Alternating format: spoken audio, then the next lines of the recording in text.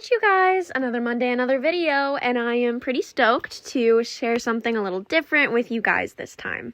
I started working on, I don't know if you would call it like a mural, but it's going to be on the back of a display for a local rescue event. So I went ahead and, I started recording my process partway through, and I thought, this might make an interesting video. Maybe people kind of want to see the trial and error of printing and trying to figure out how this is going to work and come together. So if hearing me chat about my process and, probably some of the dogs that will be at the event sounds like something that is interesting to you. I'm Rory Fluent. Feel free to call me Rory. If you're new around here, hi, hello, how are you? Feel free to let me know in the comments down below. I like to create dope art content and hopefully curate a chill atmosphere. And if you're not new around here, what is up, my dudes? Let's get into this video. So as I mentioned, we are kind of starting in the middle of this process. I was just kind of spitballing ways to maybe make our rescue board with all of the photos of our rescues a little bit more interesting.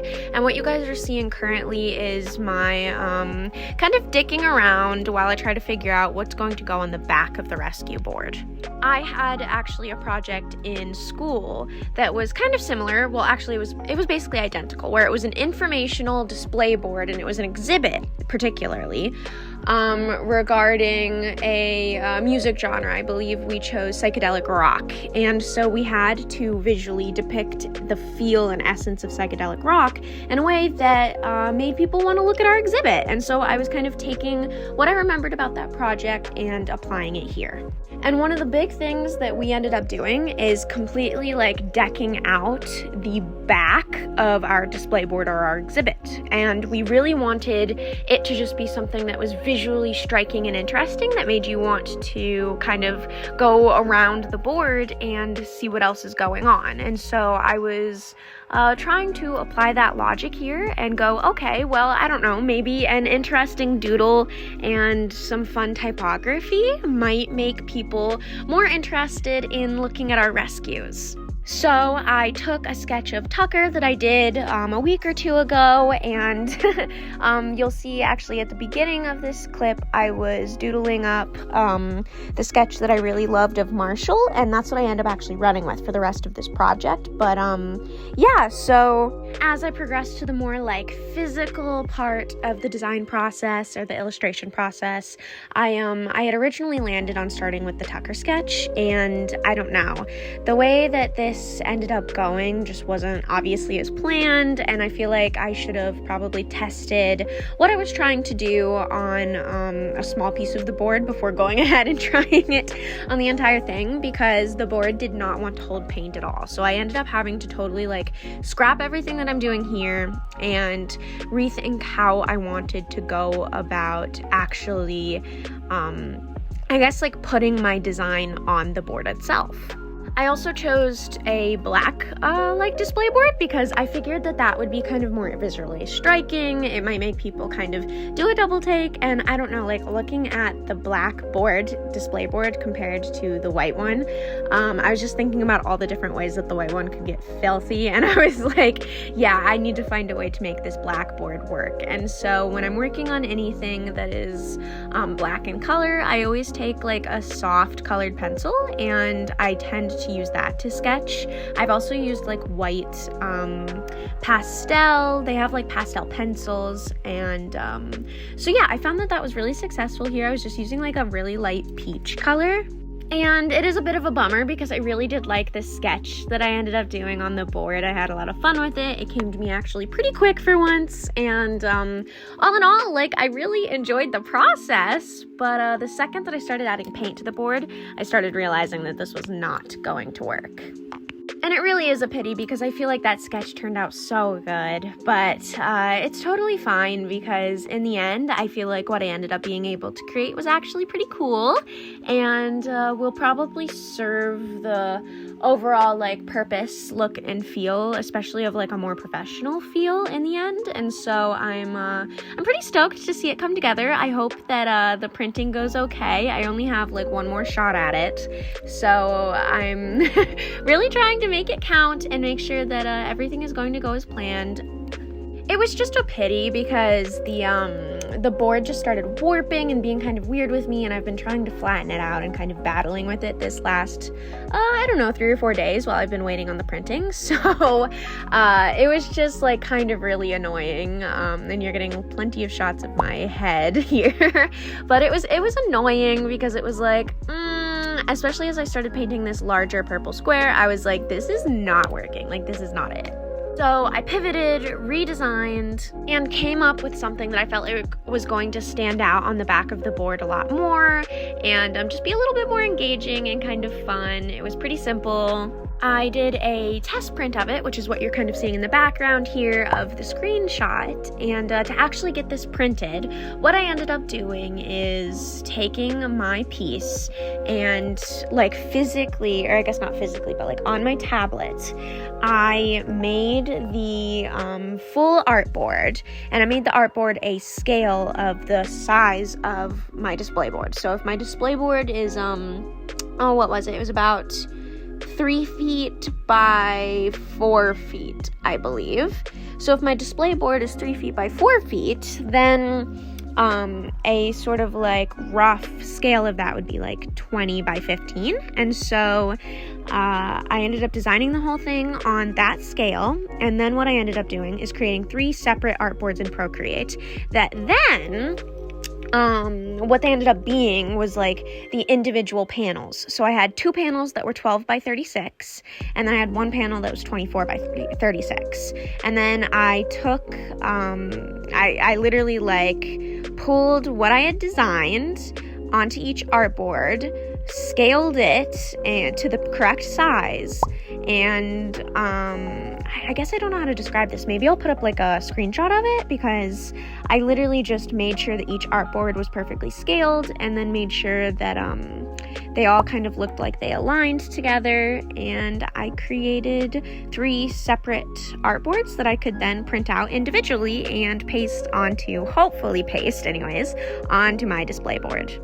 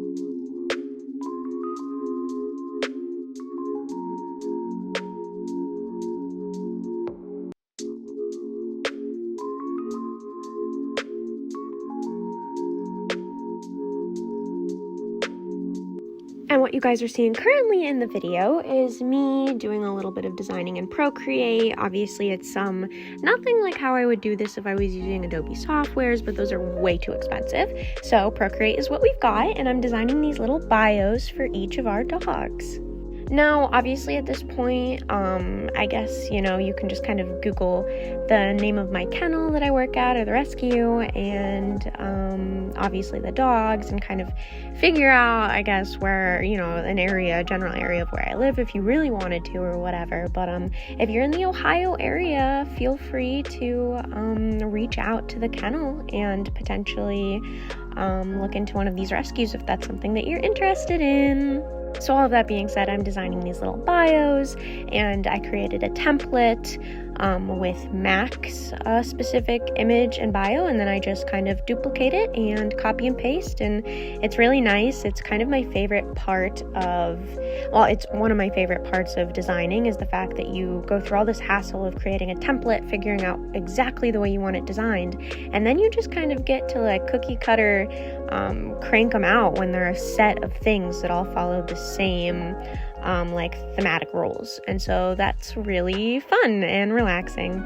And by like these sort of, alignment rules that I'm talking about, it's the fact that the words follow the edge of the image, and all of the font sizes are carefully chosen and the same each time. I'm using the same typographic rules. I am getting rid of widows and those edges that kind of dangle off of the paragraphs, trying to make them look a little bit nicer and a little bit smoother, not quite as jagged. I am emphasizing with the same what would you call it, weight of the typeface. So heavy, bold, italic, that kind of thing. And I am consistently using those within the paragraphs. I am, again, just consistency. The same line that's on the background, the same alignment of the image to the words, and so on and so forth. And, this is a very simple example of what sort of like these themes can be that you kind of create with a template and then follow. And obviously the cool part is that you're the one that made the template, so it's kind of from start to finish all yours, and then you kind of just get to go on autopilot and figure things out, which is pretty cool. So these bios aren't something that you guys are going to see kind of at the end of the video printed out. Somebody else is printing them out for me on nice kind of like glossy paper, and everything that I'm using in the video is just like, your average copy paper.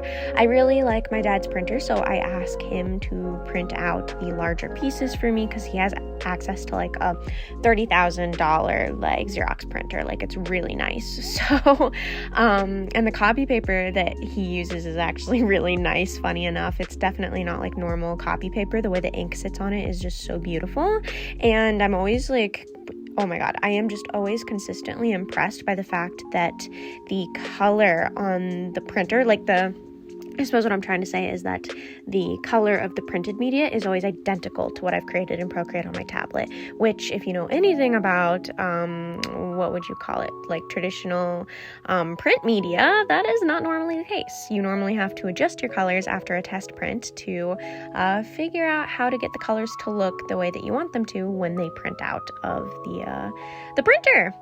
So now you guys are kind of just going to sit back and watch me while I cut out a bunch of these prints that my dad made for me and figure out what the hell I'm going to do with them. You won't actually see the entire process here because this was just the first set of prints, and the next day my dad brings me the rest of the prints that I need to complete what would you call it? Like, it's the back of the display, like the mural, I guess, on the back of the display. And obviously by the end of the video, you guys will get to see the completed version of that and a partially complete version of what the front of the display board will look like with all of those pictures. Now, the way that all of this is done and everything isn't the most professional setup by any means, and truly, if I was in class or working just actually being paid to design, this would definitely just be a first try. It would be a prototype, and from there I would have access, I would personally have access to that very expensive printer and be able to print out on thicker cardstock, probably not even pasting this onto a display board. It would just be printed onto the display board itself. But again, this is kind of just basically what I would call a prototype, though it is the finished version for the event that I am creating this display board for our rescues. And that's really just because I'm doing this totally of my own free will, voluntarily. It's just kind of to help the rescues. Specifically, I do it for the dogs, and obviously I work at this rescue and get paid to be a kennel technician or a dog pet care assistant, I think is what they like to call us as well. But yeah, so this is really what I would call a prototype, but in this case it is the final finished product, and you guys are just kind of watching me as I try to film myself doing all of these cuts and everything for the first time. I've never really filmed something like this, so bear with me. It's definitely not perfect, and I think that the last kind of set of cuts that you see me do is where I realized, I can move my camera setup and my lighting setup and actually make this semi reasonable to work around. And please don't mind the shirt that I'm wearing. It's from the actual kennel, and normally I dress in all black, but I was about to go to bed, and I wear that shirt to bed because it's comfortable.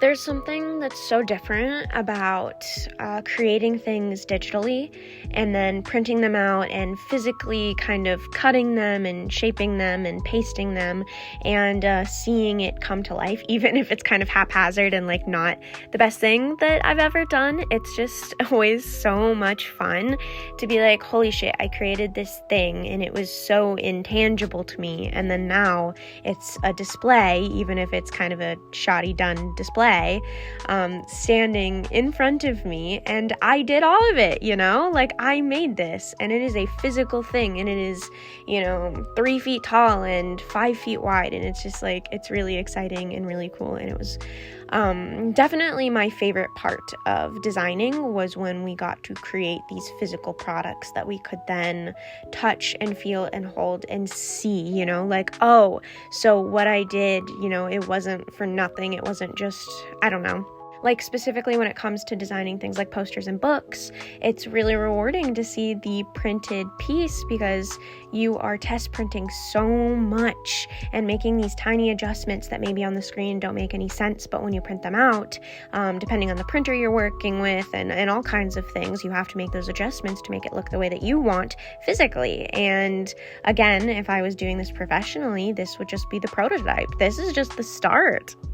The middle panel was, it was printed kind of weird, so I ended up having to cut a piece on the bottom off, and I ended up just kind of having to paste the top of one of the other copies I had of the middle panel above and underneath the panel. You'll see at the end, I guess what I mean. So that way there wasn't just like a black splotch at the top. And so you guys will kind of see what that ended up looking like. Again, very prototypey, very just kind of proof of concept. But in this case, it is just what I had to work with. My dad's going on a vacation. I don't have access to his printer. I can't keep making these edits. He doesn't always have the time to do this for me.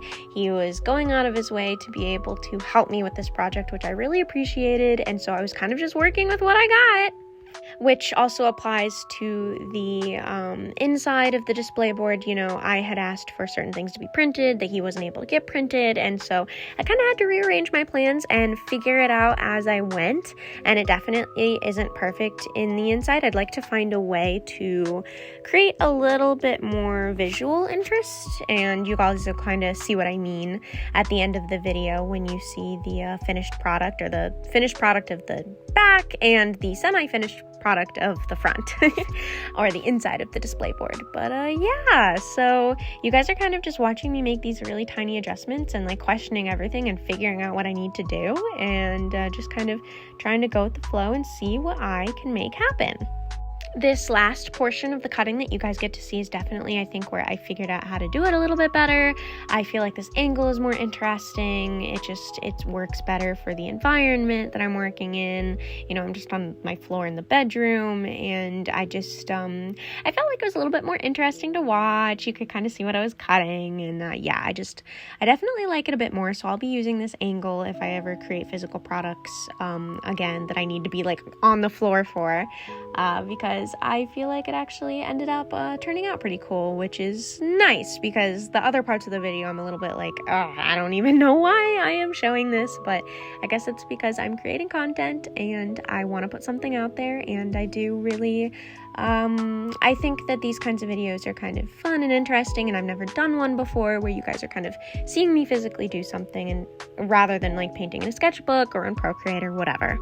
And so with these final cuts and these last few little posters that I am cutting out, that is going to be the end of this video. You guys can go ahead and take a look at my finished background of the display, or back to the display, I guess. I'm pretty stoked with it. Again, prototypey, but cute. Hopefully it will get people's attention and make them want to take a look at our rescues and hopefully adopt some of them, because that's the point. I tried to make something goofy and fun and light so that maybe more people would be drawn to looking at our particular rescues, because there are a lot of people and a lot of rescues that go to this event. And my particular goal or design purpose for this entire display is just to get our rescues looked at more than others. Like, you know, not that it's a competition or anything. I just, I wanted to try and successfully get as many rescues as I could adopted.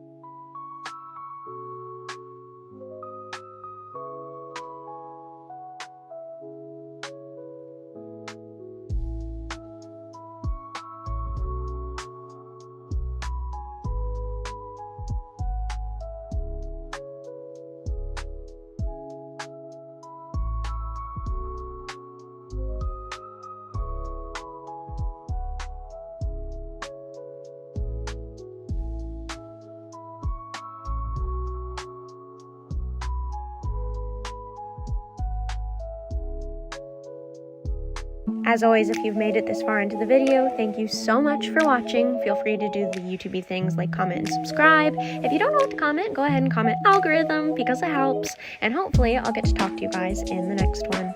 Bye!